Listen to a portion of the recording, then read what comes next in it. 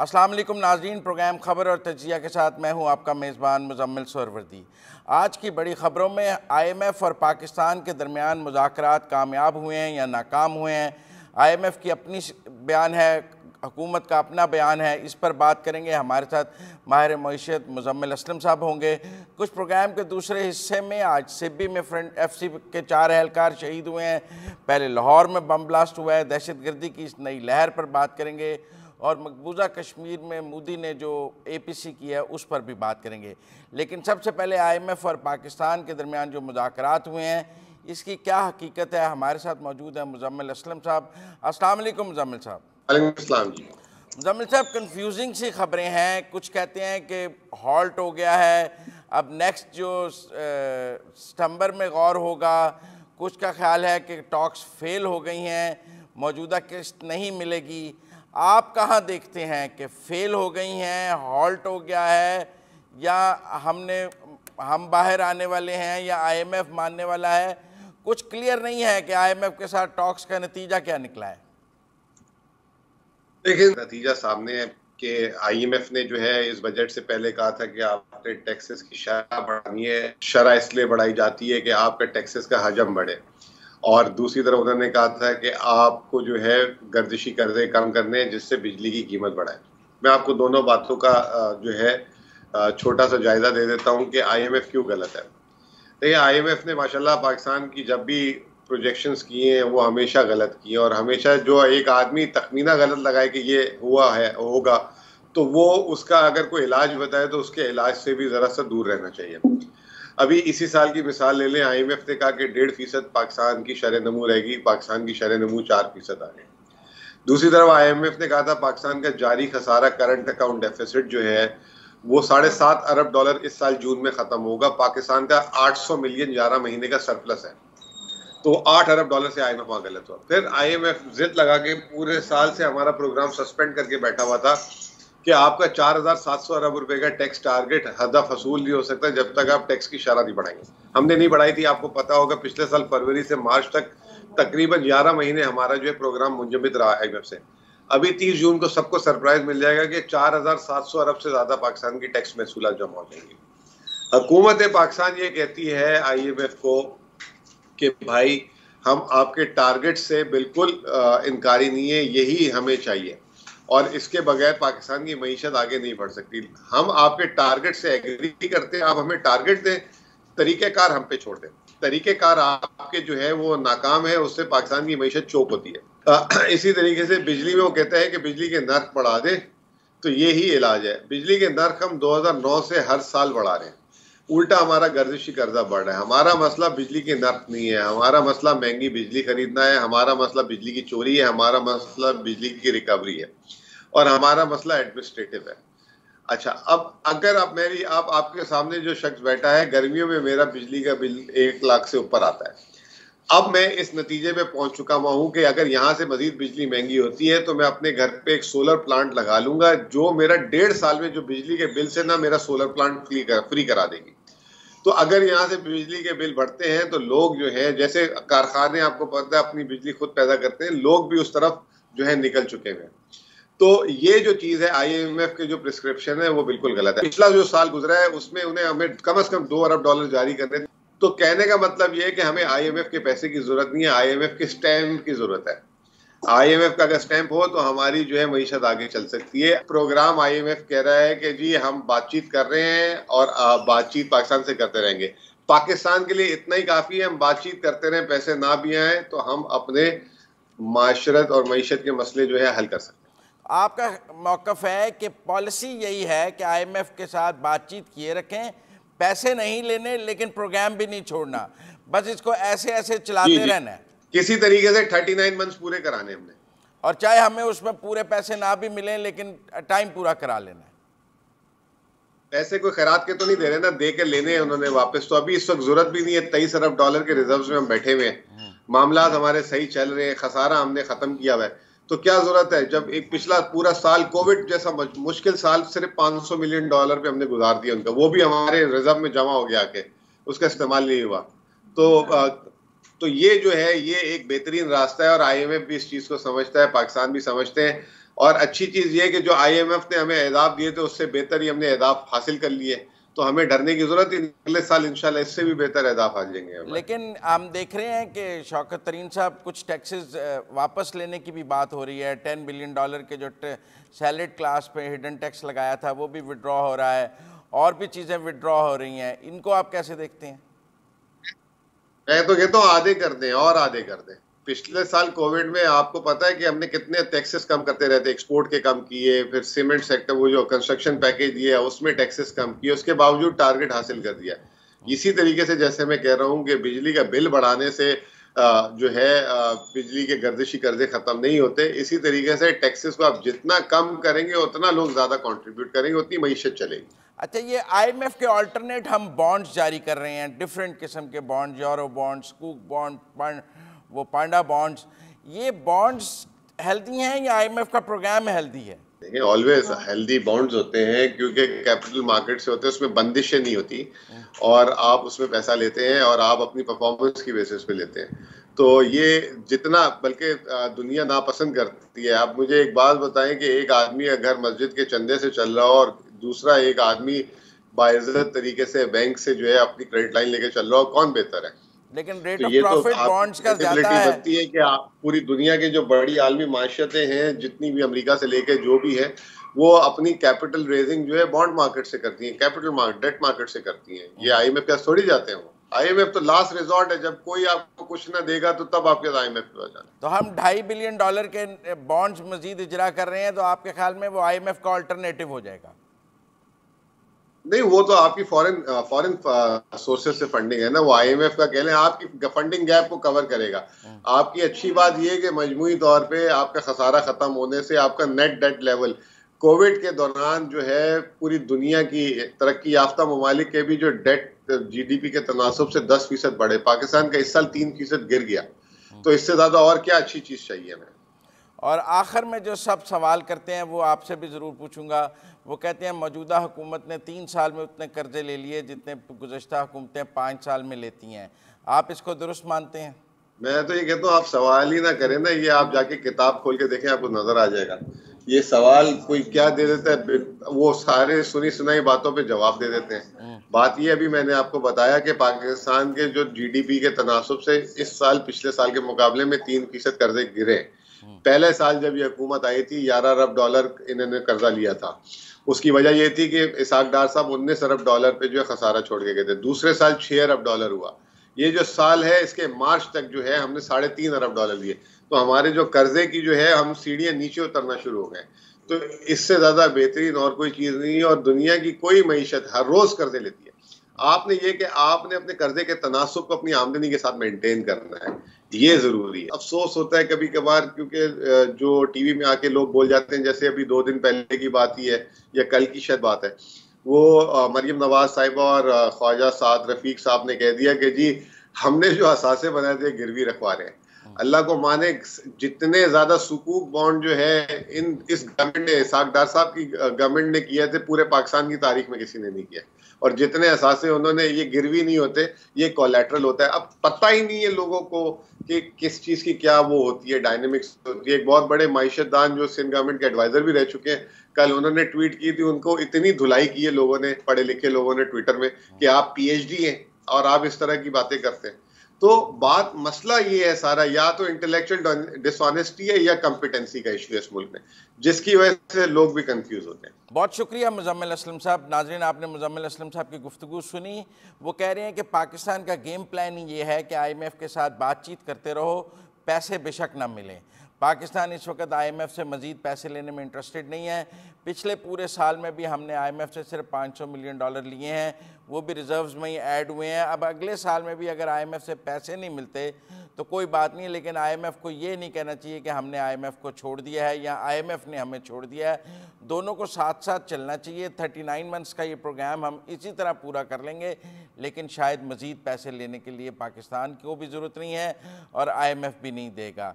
इसी के साथ यहाँ वक्त हुआ है ब्रेक का। ब्रेक से वापस आएंगे तो कुछ दहशतगर्दी के वाक़यात पर बात करेंगे और कुछ मकबूजा कश्मीर की बात करेंगे।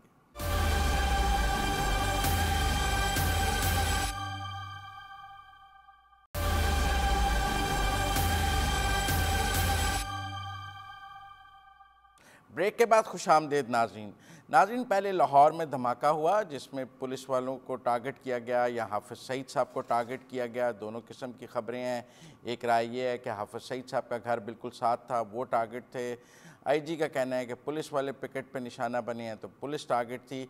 लेकिन आज हमने देखा है कि सिब्बी में एफसी के 4 नौजवान शहीद हुए हैं और वो पेट्रोलिंग पर थे और उनको निशाना बनाया गया। इससे पहले भी हमने देखा है कानून नाफिज करने वाले इदारों को के अहलकारों को दहशतगर्दों की जानिब से निशाना बनाया जा रहा है। तो हमारे साथ मौजूद है नवीद इलाही साहब। इनका वसी तजर्बा है काउंटर टेररिज्म में और ये काउंटर टेररिज्म के एक्सपर्ट समझे जाते हैं, तो हम इनसे इसके ऊपर बात करेंगे। नवीद साहब, ये जो तसलसल से हम देख रहे हैं, एक तो जो हाफिज़ सईद साहब वाले वाक़े में तो पेट्रियल डेविड एक पकड़े भी गए हैं लाहौर एयरपोर्ट से, सुना है जहाज़ से ऑफलोड किया गया है, दुबई से आए थे और कहा जा रहा है कि वो मास्टरमाइंड हैं इसके। आप इसको कैसे देखते हैं? देखिए, इसमें 2 बातें मैं वाज़ेह करना चाहूँगा। एक तो ये है कि ये जो अब टेररिज्म इतना कॉम्प्लेक्स चीज़ हो गई है कि आप एक शख्स के ऊपर नहीं डाल सकते कि इसने किया है या ये मुल्ज़िम है।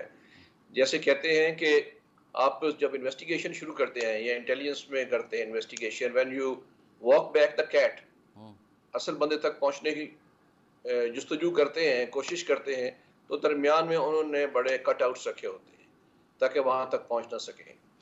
तो अभी तक तो ये नहीं कहा जा सकता कि क्या ये ही मेन शख्स है या इसी की वजह से सब कुछ हुआ है।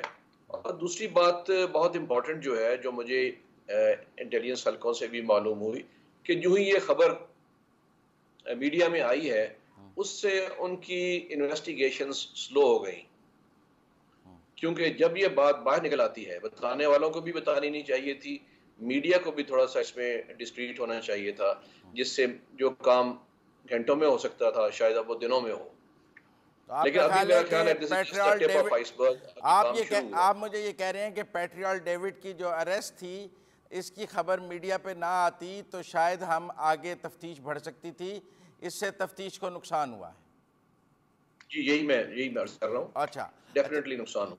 ये जो हालिया वाक़यात हैं, हाफिज़ सईद साहब वाला, ये सिब्बी वाला, आपको ये किस तंजीम का लगते हैं कि ये कौन कर रहा है पाकिस्तान में? कौन सी तंजीम दोबारा एक्टिव नज़र आ रही है?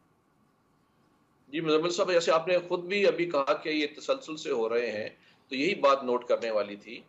2014 के मिलिट्री ऑपरेशन के बाद जो मेन यहाँ पे ग्रोथ था, जो इंसर्जेंट्स का या टेररिस्ट का, तहरीक तालिबान पाकिस्तान, उनको काफ़ी हद तक उनको ख़त्म किया गया और जो बच गए वो अफ़गानिस्तान में चले गए और जो बॉर्डर एरिया पे प्रोविंसेस हैं उनके कुन्नड़ और नूरिस्तान, वहाँ पे जाके बैठ गए और उनकी लॉजिस्टिक और मैन पावर में भी खातर खा कमी हुई।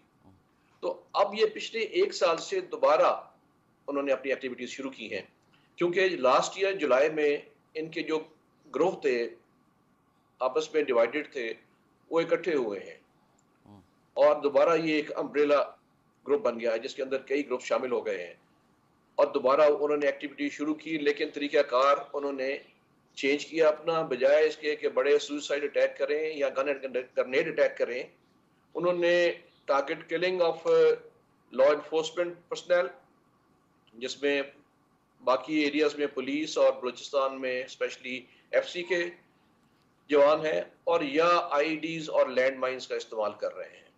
गुज़श्ता दिनों टीटीपी ने 14 जून को एक प्रेस रिलीज़ के ज़रिए पाकिस्तान में मुख्तलिफ इलाकों में अपने निगरान गवर्नर्स भी मुकर्रर किए हैं। ये आपकी उस बात से मुताबिकत कि वो रीग्रुप हो रहे हैं पाकिस्तान में और दोबारा पाकिस्तान में इकट्ठे हो रहे हैं? जी जी बिल्कुल। असल में ये जो उन्होंने गवर्नर्स का शोशा छोड़ा है, असल में ये एक किस्म के कॉपी कैट भी हैं। जैसे अफगान तालिबान थे, वो और तरह के लोग हैं और तरह का ग्रुप है, इन्होंने उनका नाम रख लिया। अब जब वो देख रहे हैं कि उनकी भी आहिस्ता आहिस्ता वहाँ पे बढ़ रहे हैं अफगानिस्तान में उनकी एक्सेस, तो इन्होंने भी अपना एक शोशा छोड़ दिया, जो वैसे बेमानी है। सेटल्ड एरियाज में जिन लोगों के नाम दिए उन्होंने एज ए गवर्नर, वो सारे वांटेड हैं, यहाँ आ भी नहीं सकते हैं। तो ये उन्होंने एक साइ वॉर खेली है, नफ्सियाती हरबा इस्तेमाल किया है और उसको अपने मीडिया, जो उमर मीडिया उनका है, उस पर भी चला दिया और मीडिया पे भी चलाया उसको।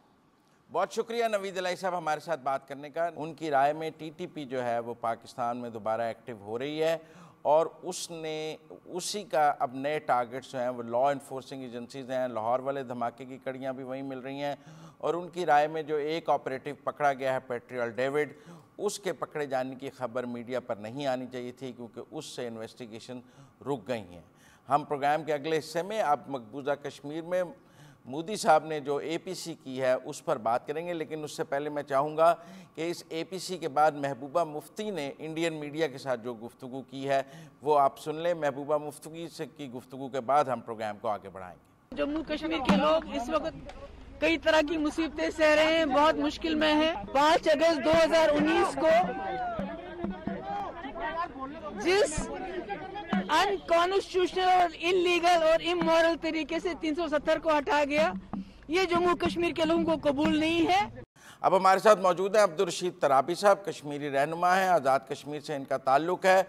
तराबी साहब, मोदी ने ये जो कॉन्फ्रेंस बुलाई है जिसमें वहाँ के महबूबा मुफ्ती अब्दुल्ला वगैरह गए हैं, फ़ारूक अब्दुल्ला वगैरह, और वहाँ अब नई हल्का बंदियों की बात हुई है, तो वो तो अपना वहाँ पे दोबारा इंतखाब और जमहूरी सफ़र फिर से मकबूजा कश्मीर में शुरू करने लगे हैं। असल में जो 5 अगस्त 2019 के भारतीय इक़दाम हैं उस पर भारत पर बैनुल-अक़वामी बड़ा दबाव मरतब हुआ है और दुनिया के हर फोरम पर उसकी मजम्मत हुई है।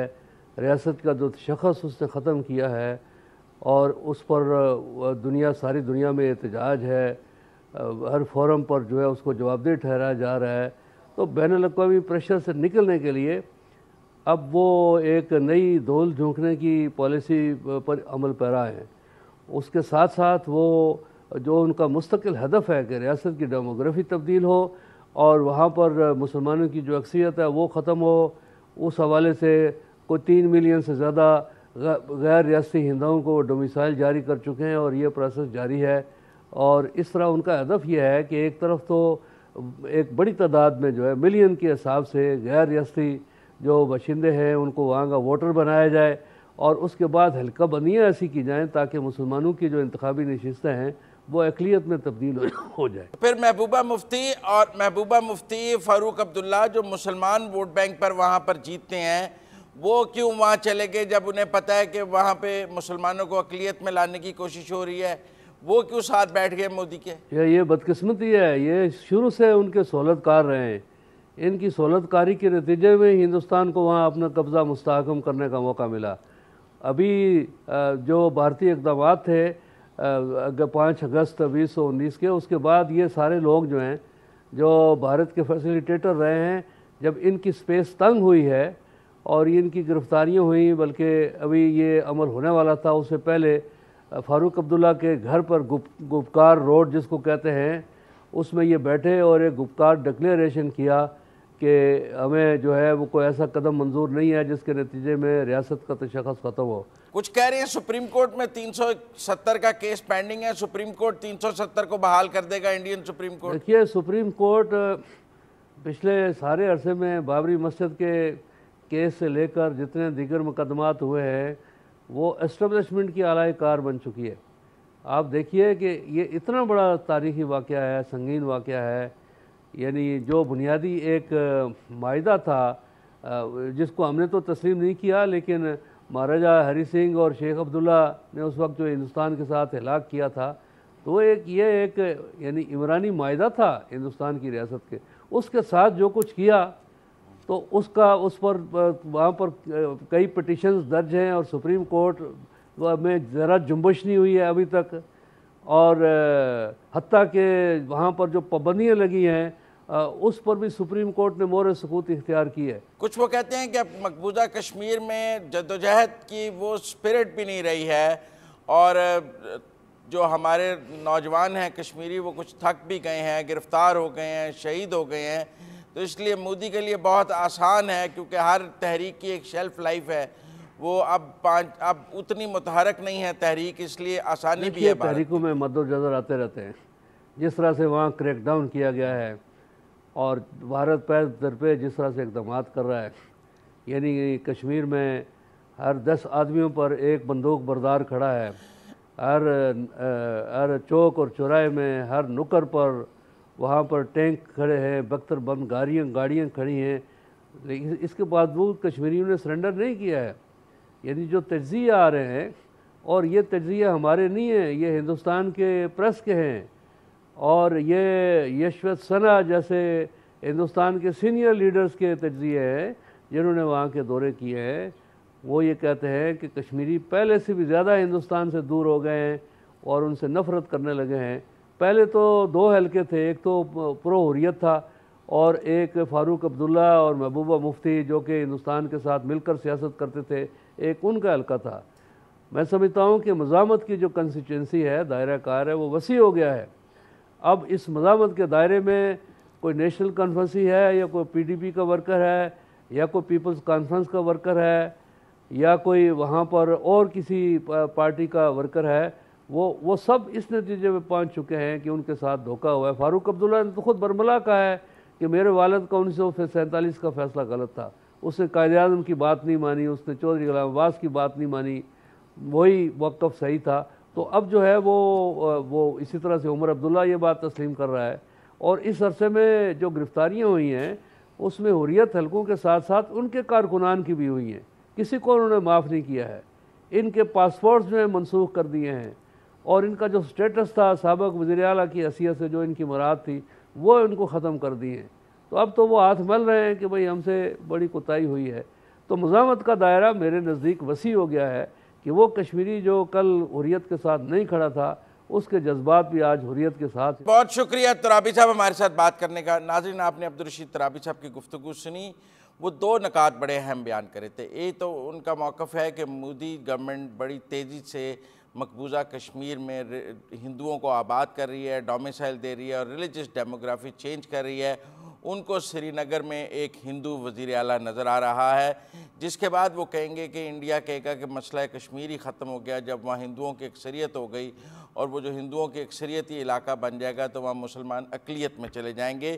तो ये काम वो बहुत तेज़ी से कर रहे हैं और इसी के लिए टाइम बाय कर रहे हैं। और महबूबा मुफ्ती और फ़ारूक अब्दुल्ला को इस प्रेजेंस में कोई कुछ मिलने वाला नहीं।